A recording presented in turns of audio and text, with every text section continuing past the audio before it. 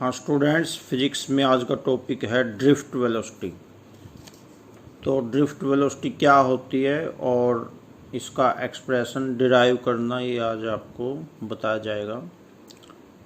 तो ये structure of atom तो सबको पता ही है। एटम के सेंटर में न्यूक्लियस होता है और उसके चारों तरफ इलेक्ट्रॉन्स चक्कर लगाते हैं डिफरेंट शेल्स में।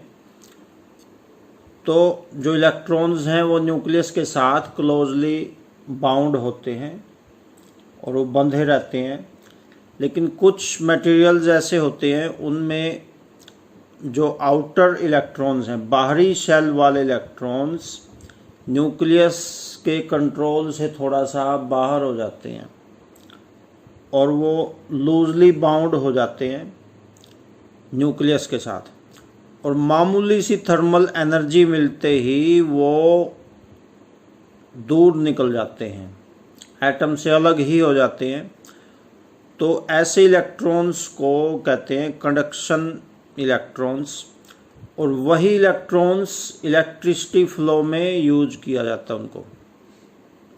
उन इलेक्ट्रॉन्स के कारण इलेक्ट्रिसिटी बनती है। तो उन इलेक्ट्रॉन्स के कारण हमारे सारे इंस्ट्रूमेंट्स चलते हैं, पंखा, बल्ब, प्रेस, हीटर, सब के सब उन्हीं कंडक्शन इलेक्ट्रॉन्स के कारण चलते हैं। उनको फ्री इलेक्ट्रॉन्स भी कह सकते हैं, यानी वो लूजली बाउंड होते हैं और मामूली सी थर्मल एनर्जी मिलते ही वो न्यूक्लियस से बिल्कुल लूज हो जाते हैं और अलग हो जाते हैं, फ्री इलेक्ट्रॉन्स। अब वे फ्री इलेक्ट्रॉन्स क्या करते हैं? वे फ्री इलेक्ट्रॉन्स इधर उधर घूमते रहते हैं, इधर से उधर, उधर से इधर, रैंडम मोशन में वो होते हैं। रैंडमली वो घूमते रहते हैं, उसको रैंडम मोशन कहते हैं।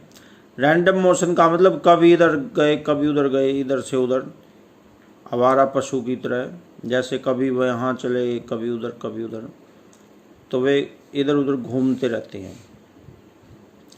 अब वे पॉजिटिव आयंस के साथ में कोलाइड भी करते रहते हैं, कोलिजन भी होता रहता है। The free electrons keep on suffering collisions with the positive ions in the conductor. तो कोलिजन के कारण उनकी जो नेट एवरेज वेलोसिटी है, थर्मल वेलोसिटी, वो जीरो मानी जाती है, जीरो होती है। और वो रैंडम मोशन की क्यों होती है? थर्मल एनर्जी के कारण होती है। The random motion of free electrons is due to thermal energy of the conductor, ये भी याद रखना है। तो ये देखो, मान लो U1, U2, U3, UN, ये रैंडम थर्मल वेलोसिटीज हैं। पहले की U1 है, दूसरे की U2, तीसरे की U3, चौथे की U4, ऐसे। लेकिन सबकी अगर एवरेज निकालेंगे तो एवरेज जीरो आएगी। एवरेज जीरो क्यों आएगी? क्योंकि वे जो पॉजिटिव आयंस हैं उनके साथ कोलाइड करते रहते हैं। तो एवरेज जो थर्मल वेलोसिटी है वो जीरो आएगी। U1 plus U। एवरेज कैसे निकालते हैं? सबको जोड़ के उनकी संख्या से भाग करते हैं। आंकड़ों का योग बटे आंकड़ों की संख्या, sum of datas upon number of datas, ये मीन या एवरेज निकालने का फॉर्मूला होता है। तो एवरेज थर्मल वेलोसिटी जीरो होती है। ये चीज़ याद रख लो, ये चीज़ आगे डेरिवेशन में काम आएगी। दूसरी बात ये याद रखनी है, electric field intensity voltage upon length, ये भी याद रखनी है। Potential difference upon length. एक ये आपको पहले बताया हुआ है, electric field intensity is equal to force upon charge. ये पहले पिछली यूनिट में टॉपिक आया था। ये देखो यहाँ इस पेज पे, पेज नंबर 39, ये देखो, ये पेज नंबर 39, ये वाला चैप्टर 2 था ये। यहाँ पे इलेक्ट्रिक फील्ड इंटेंसिटी आया था, मेन टॉपिक था ये पिछली यूनिट में, फोर्स अपॉन चार्ज। ये वाला फॉर्मूला भी इस डेरिवेशन में काम आएगा, और जिसको ये फॉर्मूला नहीं आता उसको डेरिवेशन ये वाले आज वाले भी नहीं काम आएंगे। इसलिए पिछले टॉपिक्स को करना बहुत ज़रूरी है। पिछले टॉपिक्स जिनको पक्के नहीं आते उनको फिर अगले टॉपिक्स भी नहीं आएंगे। तो पिछले टॉपिक्स ज़रूरी हैं क्योंकि वो पिछले टॉपिक्स आगे अगले टॉपिक्स में काम आते हैं। अब वो अगर किसी को नहीं आता तो ये डेरिवेशन उसको कैसे आ जाएगी, ये नहीं आ सकती उसको। तो ये पिछले टॉपिक्स को याद करना जरूरी है। E is equal to F upon Q. अब एफ का फॉर्मूला बन जाए, क्यू नीचे है उधर जाके मल्टीप्लाई हो जाएगा E into Q.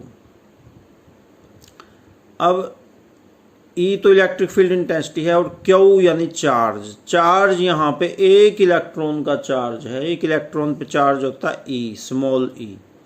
Small E is the charge on one electron, और माइनस निशान है क्योंकि इलेक्ट्रॉन पे नेगेटिव चार्ज होता है। ठीक है, तो एफ का formula minus E into capital E.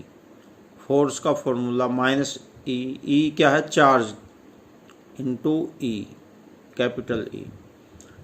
अभी 11वीं में आपने पढ़ा हुआ है force is equal to M A, mass into acceleration. तो यहाँ से एक्सलेरेशन बन जाएगा F upon M, force upon mass.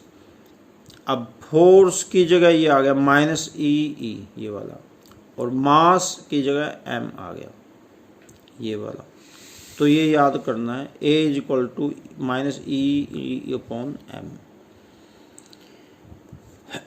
अब ये तो था एवरेज थर्मल वेलोसिटी, तो होती है 0।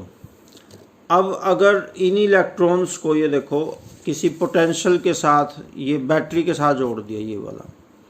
अब बैटरी के साथ जब जोड़ेंगे तो इनमें एक खास वेलोसिटी आ जाएगी, क्योंकि वो इलेक्ट्रॉन्स फिर बैटरी के पॉजिटिव टर्मिनल की तरफ जाएंगे, पॉजिटिव टर्मिनल की तरफ जाएंगे वे इलेक्ट्रॉन्स। ये वाला डायग्राम भी याद करना है। तो उनमें थर्मल वेलोसिटी बन जाएगी U प्लस AT। ये आपने 11वीं क्लास में किया था। फाइनल वेलोसिटी का formula initial velocity plus acceleration into time, V is equal to U plus AT। 3 main फॉर्मूले थे, उनमें पहला ही था V is equal to U plus AT। अब T क्या है यहाँ पे, T है रिलैक्सेशन टाइम। रिलैक्सेशन टाइम क्या होता है, the short time for which a free electron accelerates before it undergoes a collision with a positive ion। Positive ion से कोलाइड यानी टकराने से पहले जो बहुत थोड़ा टाइम होता है उसको रिलैक्सेशन टाइम कहते हैं। ये भी डेफिनेशन आपने याद करनी है रिलैक्सेशन टाइम की। तो V1 पहले इलेक्ट्रॉन की तो V1 हो गए U1 plus AT1।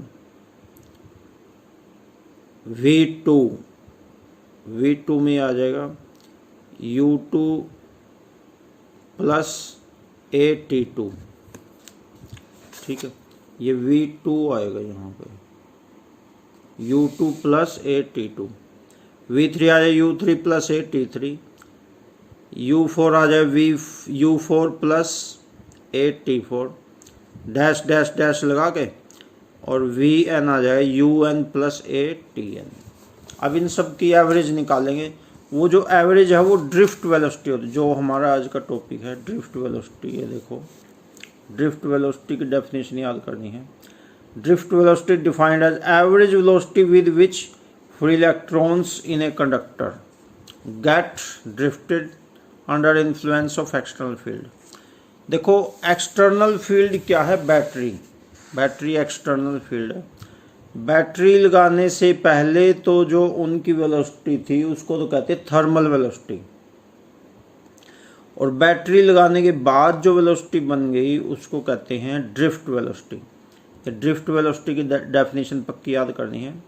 The average velocity with which free electrons in a conductor get drifted under the influence. Influence का मतलब इफेक्ट, प्रभाव of external field. External field यानी बैटरी के प्रभाव से जो फ्री इलेक्ट्रॉन्स की वेलोसिटी बन जाती है उसको ड्रिफ्ट वेलोसिटी कहते हैं। एक बार और समझ लो, एक्सटर्नल इलेक्ट्रिक फील्ड यानी बैटरी के प्रभाव से फ्री इलेक्ट्रॉन की जो वेलोसिटी बन जाती है उसको ड्रिफ्ट वेलोसिटी कहते हैं। तो ड्रिफ्ट वेलोसिटी सबकी एवरेज से आएगी, सबको जोड़ के उनकी संख्या से भाग करेंगे।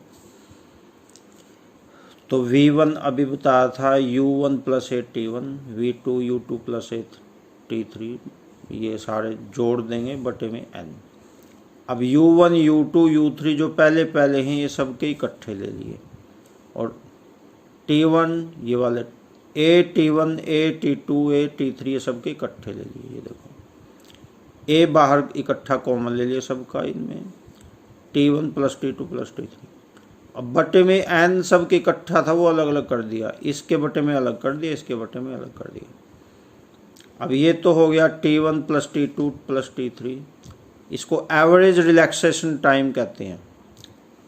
रिलैक्सेशन टाइम अब सबका इकट्ठा निकालेंगे, t1 plus t2 plus t3 upon n, यानी सब की जोड़ करके उनकी संख्या से डिवाइड करेंगे तो एवरेज आ जाएगी। इसकी एवरेज रिलैक्सेशन टाइम इसको कहते हैं।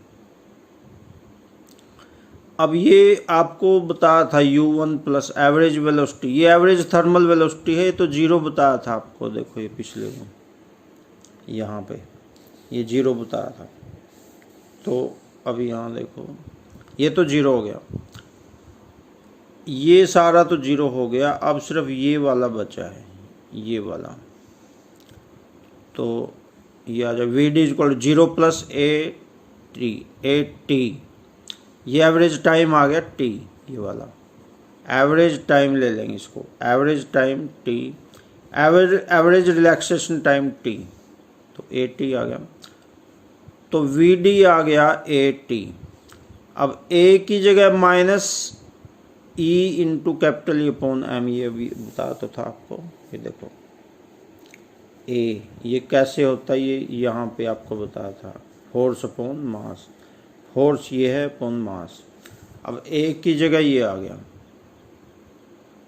इंटू टी, ये फॉर्मूला बनेगा ड्रिफ्ट वेलोसिटी का, इसको बॉक्स में डाल देंगे। This is formula for drift velocity. तो ये आपने पक्का याद करना है। ड्रिफ्ट वेलोसिटी की डेफिनेशन, इसकी ये डेरिवेशन, ड्रिफ्ट वेलोसिटी क्या होती है, थर्मल वेलोसिटी क्या होती है, ये पूरा का पूरा आपने याद करना है। और ये वाला डायग्राम, ये वाला डायग्राम, ये थर्मल वेलोसिटी है, ये वाली कभी इधर कभी इधर कभी कहीं चला गया, ये थर्मल वेलोसिटी है। तो आज की वीडियो में इतना ही। इस टॉपिक को पक्का याद कर लो, और बुक जिनके पास नहीं, बुक जरूरी होनी चाहिए। Okay, thanks.